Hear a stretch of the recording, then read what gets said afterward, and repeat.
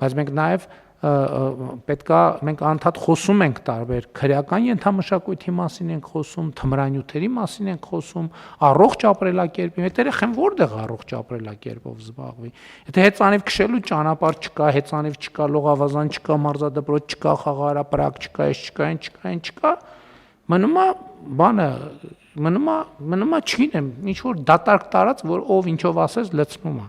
Եվ հետևաբար սա շատ կարևոր բան է, սա շատ կարևոր բան է։ Ես օրինակ վերջին ես չեմ հիշում, տենց թեմա կա, որ ես Տավուշի մարզպետի հետ օրը 2 անգամ այդ թեման քվեարկեմ,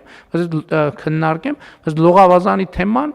վերջին 2 ամսում համարյա ամենօրյա ռեժիմով մենք քննարկում ենք։ Ինչ եղավ, այս դետալը քթանք եղավ, ջուրը նկարի ուղարկի, ջուրը ինչ գույնի է, ջուրի գույնը ոնց որ են չի,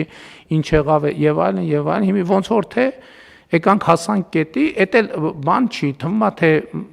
տարօրինակ է, բայց նոր բան է, որը մենք պետքա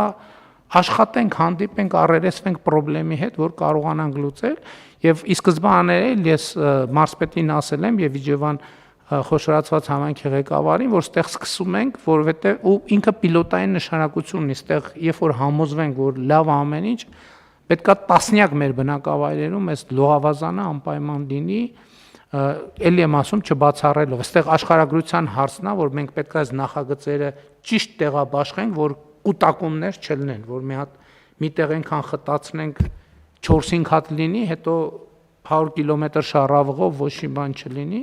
բայց այս ծառայությունները մենք երեխաներին պետք է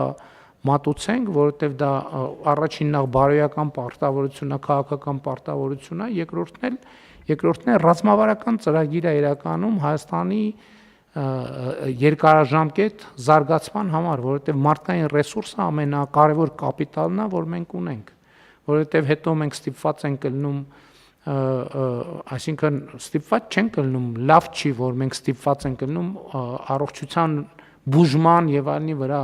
միջոցներ ծախսել, մենք դեմ չենք, բայց ինչի մարդուն հիվանդացնենք, վերջում ենք գլուխ գովանք, որ փող տվինք, բան արինք, բուժեցինք կամ շատ փող ծախսեցինք, տենց է չկարեցանք բուժենք մեր սրտի հովուց։ Բաժանորդագրվեք Արմաթ մեդիայի ալիքներին սոցցանցերում, հետևեք մեզ նաև Armat Media AM կայքում։